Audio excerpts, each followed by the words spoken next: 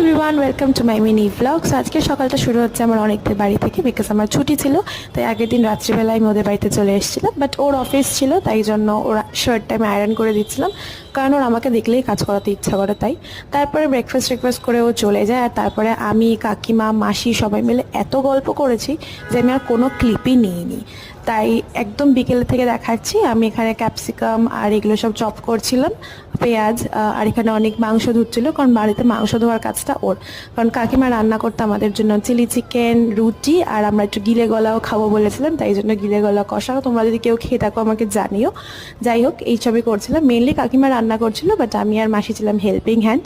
দেখতেই পাচ্ছ নাড়ানাড়ি করছি, আর এখানে মাসি চিলি চিকেনের পকোড়া ভাজছে। এরকম করে আমার ছুটির দিনটা তো দারুণ কেটেছে। তোমাদের ভিডিওটা কেমন লাগলো আমাকে জানিও। নতুন ব্লগ নিয়ে আবার দেখা হবে খুব তাড়াতাড়ি। আর হ্যাঁ, ভালো লাগলে সাবস্ক্রাইব করে দিও। চলো, টাটা।